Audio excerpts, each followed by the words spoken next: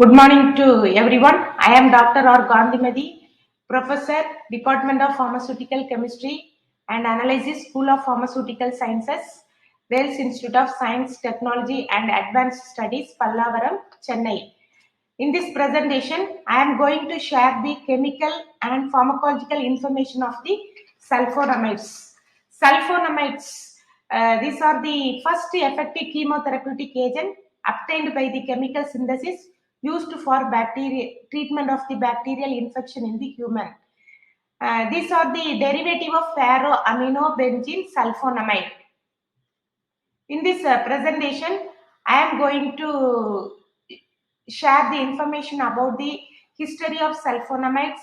There is the development of the sulfonamides and the general structure of sulfonamides, chemistry of sulfonamides, and how the sulfonamides are act as a. This is a general structure of sulfonamides. This benzene at the center, and in the first position of the benzene, there is sulfonamide SO2 NH group is substituted. That's why R1 is given the name R1, and in the fourth position, that is para position, amino group. But this, as per that SCR structure activity relationship, the amino group at the para position should be unsubstituted for that antibacterial activity.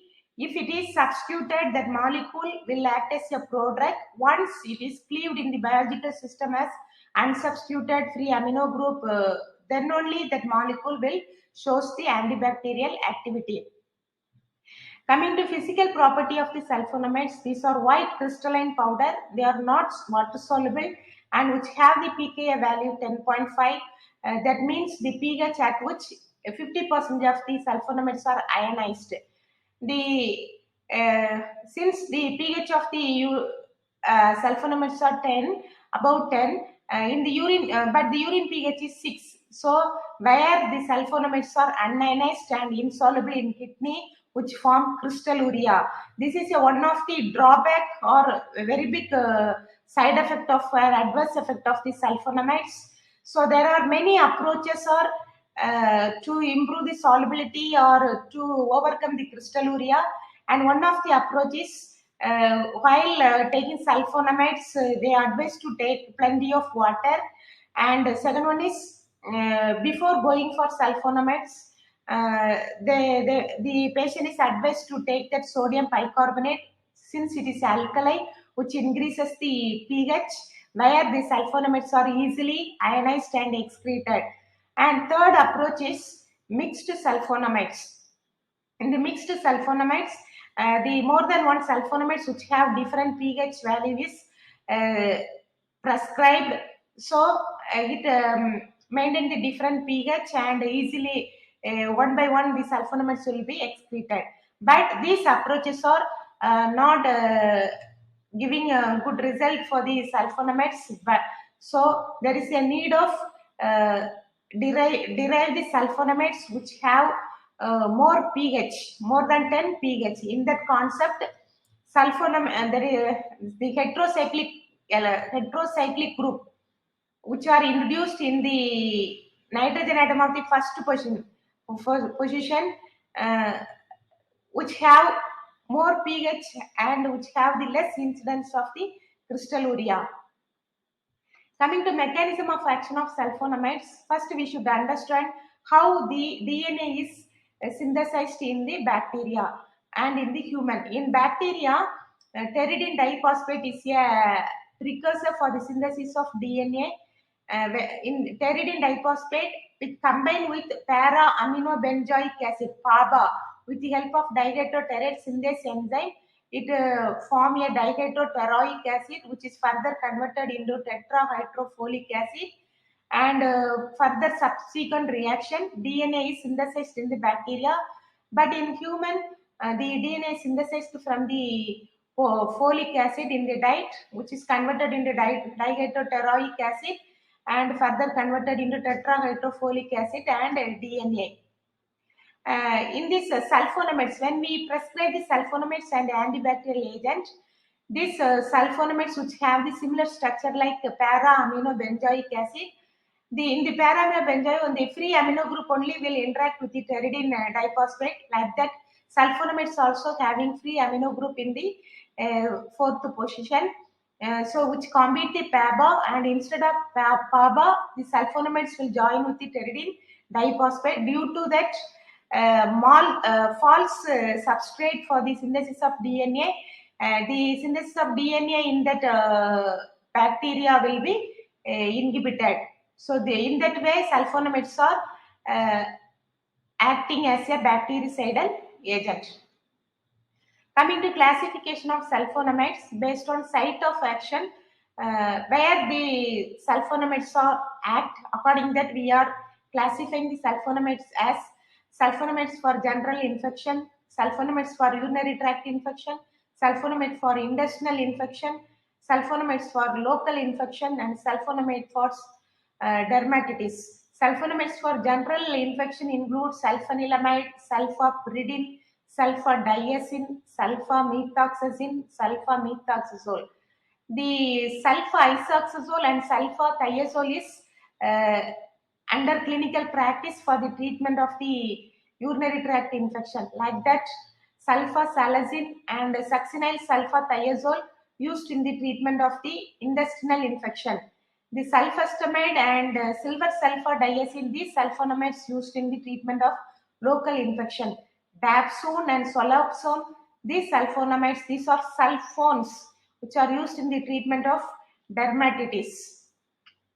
According to pharmacokinetic properties, the sulfonamides are classified as poorly absorbed sulfonamides, then rapidly absorbed sulfonamides, topically used sulfonamides. This sulfasalazine, sulfaguanidine, succinyl sulfathiazole, these are the sulfonamides which are having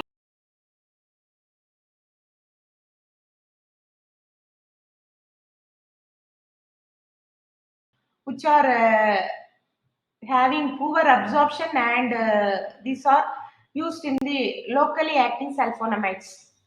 Sulfamethoxazole, sulfa-isoxazole, sulfadiazine, sulfadimidine, sulfafurazole, sulfoximidine, and sulfamethiazole. These sulfonamides have rapid absorption, and it is used in the treatment of systemic infection. Like that, sulfastamide, mefenide, sulfathiazole, these are the sulfonamides which are used in the treatment of the topical infection, bacterial infection.